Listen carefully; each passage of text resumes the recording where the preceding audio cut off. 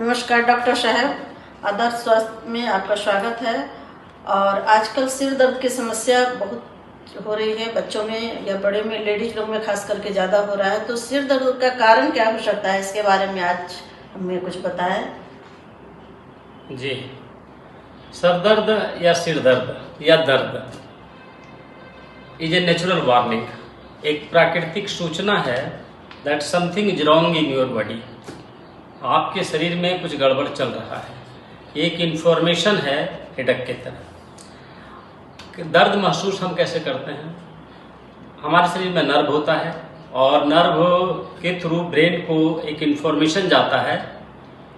एक रिसेप्टर्स होता है नर्व फाइबर में जिसको नोसिसेप्टर्स कहते हैं, वो पूरे शरीर में हमारे टिश्यूज में फैला हुआ रहता है। समथिंग जैसे ही कुछ रॉन्ग होता है, अननेचुरल होता है हमारे शरीर के अंदर, चाहे वो इंजरी के रूप में हो या स्ट्रेस के रूप में हो, तो दर्द महसूस होता है। जहाँ तक सर दर्द की बात है कि सर दर्द क्यों होता है और इसके इतने ज़्यादा कारण क्यों हो रहे हैं, तो हम आपको इसके कुछ कारण बताते हैं कि सर दर्द के कारण क्या है। या सर दर्द का जो एडवांस रूप होता है उसको माइग्रेन कहते हैं। आजकल माइग्रेन भी बहुत ज़्यादा हो रहा है। क्या कारण हो सकता है? पहला कारण जो सर दर्द का है वो एलर्जी है। यदि एलर्जी बार बार हो रही है किसी को, तो हमारा इम्यून सिस्टम वहाँ रिएक्ट करेगा और नर्व इरिटेट करेगा। खास करके मास्ट सेल जो है नर्व को डायलेट कर देता है। रनिंग नोज यदि बार बार आ रही है, सर्दी बार बार हो रही है, तो जो हमारा नर्व है साइनस नर्व, उसमें स्वेलिंग हो सकता है और यहाँ से ऑक्सीजन की सप्लाई स्लो हो सकती है और सर दर्द का या माइग्रेन का एक कारण बनता है। दूसरा, आई स्ट्रेन। यदि आप की आँखों पर बहुत ज़्यादा दबाव पड़ रहा है, लो लाइट में आप पढ़ रहे हैं या आप डिजिटल चीज़ों का, लैपटॉप का, कंप्यूटर का ज़्यादा इस्तेमाल कर रहे हैं, जिससे आपके आँख पर दबाव हो रहा है, ऑप्टिक नर्व जो ब्रेन को जाता है 100 पोल जाता है, यदि वो ऑप्टिक नर्व पर प्रेशर हो रहा है, दबाव पड़ रहा है, तो सर दर्द का ये एक कारण हो सकता है। ये भी एक कारण है। तीसरा कारण जो सबसे ज़्यादा हो रहा है आजकल लोगों में, जो मैं ऑब्जर्व करते रहता हूँ, blood pressure, high blood pressure. जब हाई ब्लड प्रेशर होगा तो आर्टरी वेन्स जो ब्लड सप्लाई करता है वो वीक हो सकता है और रिड्यूस्ड ऑक्सीजन मिल सकता है। कम ऑक्सीजन हमारे ब्रेन को जा सकता है या न्यूट्रिएंट की जो डिलीवरी है वो स्लो हो सकती है और ये हेडक का या सर दर्द जिसको कहते हैं या माइग्रेन का एक बड़ा कारण बन जाता है।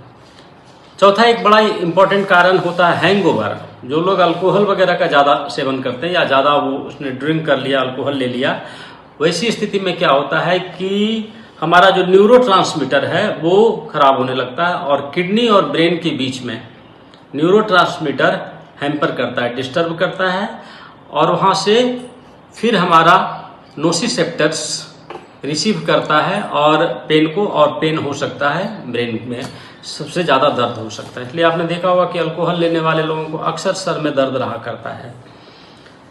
पांचवा एक बड़ा इंपॉर्टेंट कारण है लो ब्लड शुगर। बहुत सारे लोगों में ब्लड शुगर लो हो जाता है।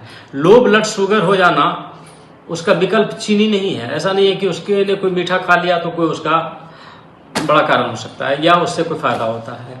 एक एब्यूज्ड पैनक्रियाज है, ओवर प्रोडक्शन ऑफ इंसुलिन कर रहा है। लो ब्लड शुगर के दौरान क्या होता है कि ग्लूकोज और ऑक्सीजन का सप्लाई ब्रेन को स्लो हो जाता है, तो ईंधन नहीं मिलता है। जो फ्यूल मिलना चाहिए, जो ईंधन मिलना चाहिए ब्रेन को, वो नहीं मिलेगा। एनर्जी का सप्लाई कम हो जाएगा और वो एक बड़ा रीजन बन सकता है माइग्रेन के लिए और सर दर्द के लिए। टेंशन, आजकल टेंशन शब्द बहुत चलता है। आप वो दिन भर में जितना शब्द सुनते होंगे उसमें सबसे ज़्यादा शब्द का जो इस्तेमाल होता है वो टेंशन होता है। एंजाइटी, डिप्रेशन, इरिटेट करना, लूज टेम्पर, ये जिसमें आदत होती है बहुत जल्दी गुस्सा कर जाना, हर बातों पर इरिटेट करते रहना, डिप्रेस्ड होकर के रहना, चिंता में रहना, ऐसे लोगों में क्या होता है कि उनको सर दर्द बहुत ज़्यादा होता है। और जो लोग ज़्यादा स्ट्रेस में काम करते हैं या फोकस्ड टारगेटेड वर्क करते हैं, वो एक तरह से उनका मसल्स स्ट्रेच होने लगता है और जब अचानक वो रिलैक्स करते हैं तो उसके दौरान अचानक ब्लड का फ्लो खराब हो जाता है, रिदम खराब होता है और सर दर्द का एक बड़ा कारण बनता है। स्लीप पैटर्न, सोने की स्थिति यदि गड़बड़ हो, आजकल आप लोगों की हैबिट को देखिएगा तो 2 बजे रात तक 12 बजे रात तक लैपटॉप पर है या कुछ गेम खेल रहा है, फेसबुक देख रहा है या कुछ और कर रहा है। वो सोने का रिदम उनका खराब है। सुबह उठने का जो समय है सूर्योदय के समय, उससे बाद में उठते हैं, लेट से उठता माने देर से सोना, देर से जागना, स्लीप पैटर्न यदि खराब है, बीच बीच में नींद टूट रही है, तो नींद अपने आप में एक मेडिसिन है। जब आप सोते हैं तो आपका टिश्यू का रिपेयर होता है और उसके दौरान एक हार्मोन निकलता है ब्रेन से, that is called melatonin. Melatonin hormone brain पूरे शरीर के टिश्यू को रिपेयर करता है। यदि वो हार्मोन्स कम बन रहा है या स्लीप पैटर्न खराब है तो हेडेक हो सकता है। एक और बड़ा रीजन है पॉइजन्स एंड टॉक्सिन्स।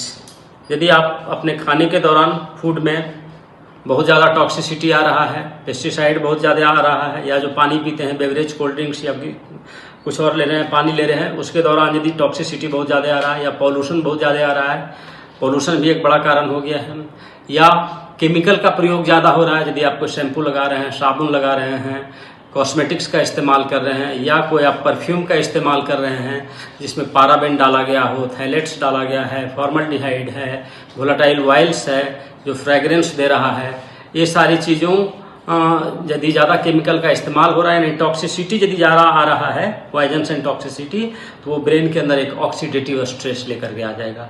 और जब ऑक्सीडेटिव स्ट्रेस ज़्यादा होने लगेगा ब्रेन के अंदर, माइग्रेन जैसी स्थिति हो सकती है। और ये एक बड़ा ही सामान्य बात हो गई है। आम घरों में देखिएगा केमिकल का बहुत ही ज़्यादा प्रयोग होता है, खास करके शैम्पू में, साबुन में, कॉस्मेटिक्स में फॉर्मल्डिहाइड, थैलेट्स का बहुत ही ज़्यादा प्रयोग होता है।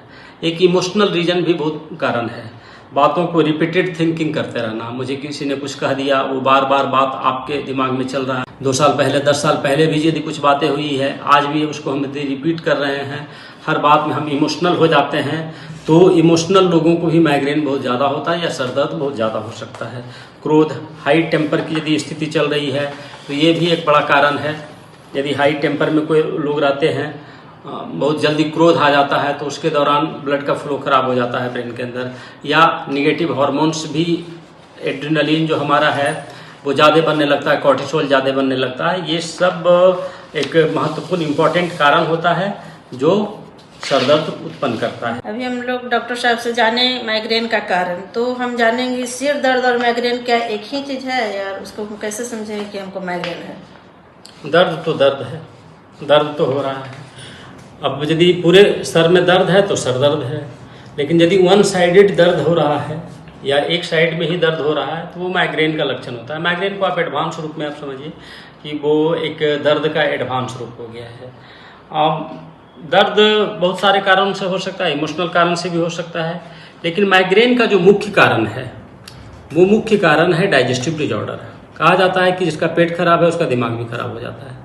यदि पेट में एसिड बन रहा है, एसिडिटी हो रही है, तो एसिडिटी इसका एक बड़ा कारण होता है। माइग्रेन का लक्षण आप पकड़ सकते हैं कि यदि आपको खट्टा डकार आ रहा है,